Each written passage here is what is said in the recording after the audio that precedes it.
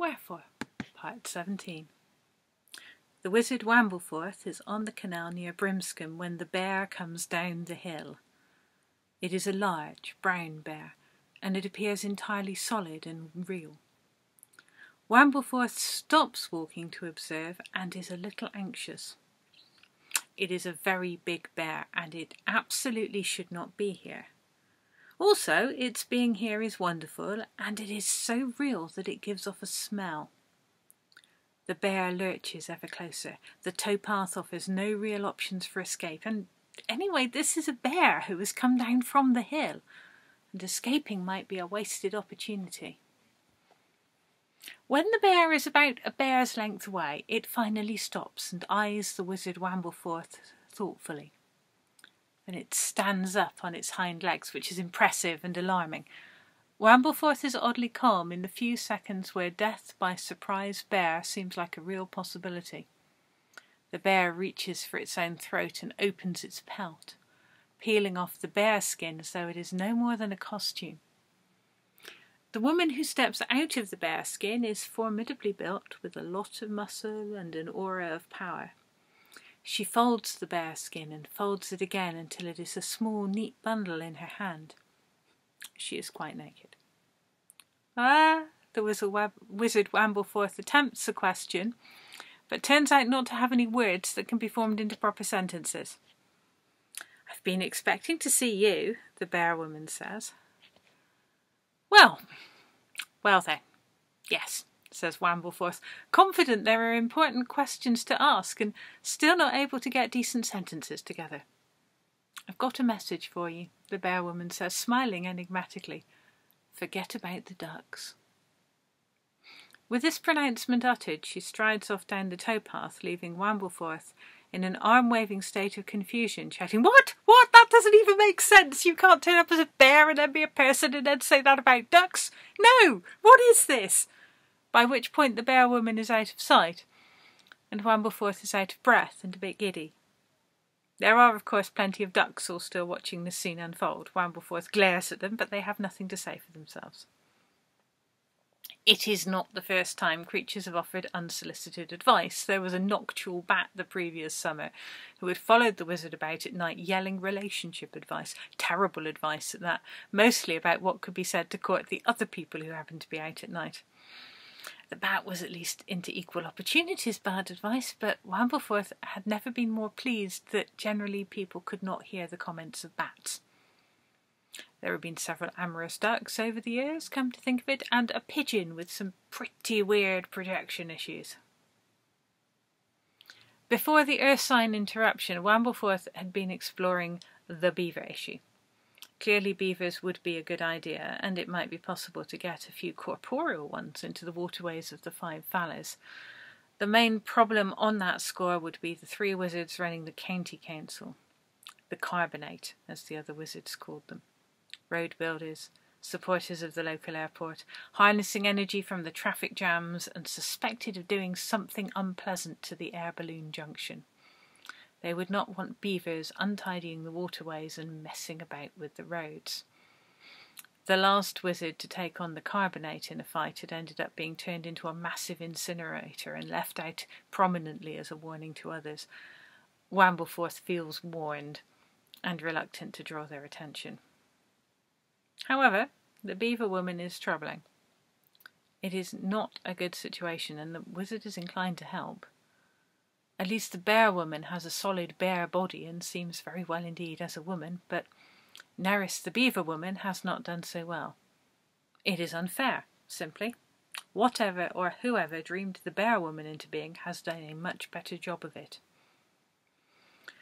Sorting the beaver woman out now would take considerable skill. Wambleforth has water magic enough to provide some assistance, but not to entirely fix things. A true weaver would be able to sort it out, either untangling the threads of beaver and woman or pulling them together in a more effective way. If there is a weaver in Stroud, then the weaver is not one of the 7 wizards. That much Wambleforth is certain of. It means the story about there being only 7, and always 7, is open to question. The water is weaving the dream of a beaver into being, and it seems as though the hills are dreaming too.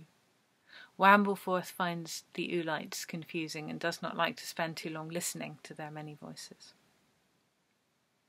If there is a weaver, they do not draw much attention to themselves. However, the more Wambleforth studies the behaviour of local magic, the more credible it seems that someone has been weaving into the Five Valleys for some time now.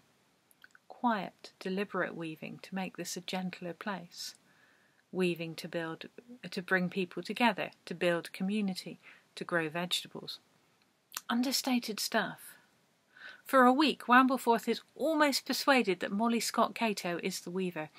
On closer inspection, she appears to be touched by the weave, but not part of it. Or she is very good indeed at hiding her enchantments. Wambleforth very much wants to ask the weaver things, and not just about Neris. The weaver clearly does not want to be found, much less talked to.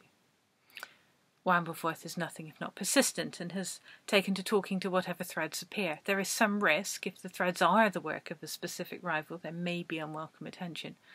The 7 each have distinctive flavours of their own, and those are easily avoided, so long as one of them isn't far more powerful than they have ever let on. They are all far less subtle than the weavings Wambleforth has found.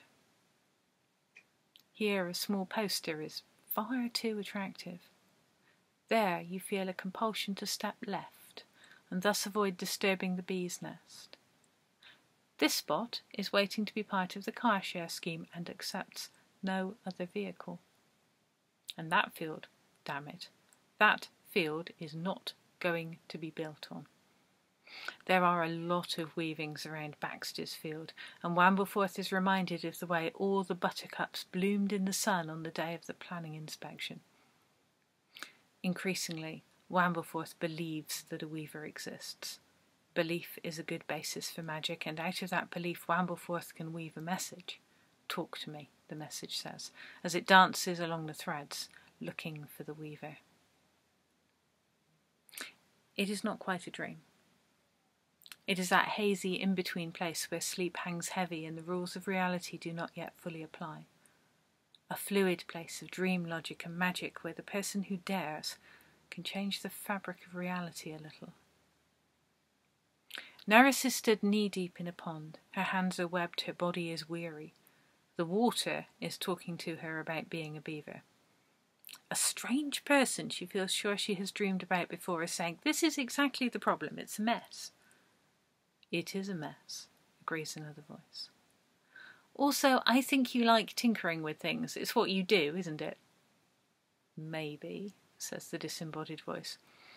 "Organic so often doesn't work out well." There is a sigh. But free will is also a thing. There has to be consent.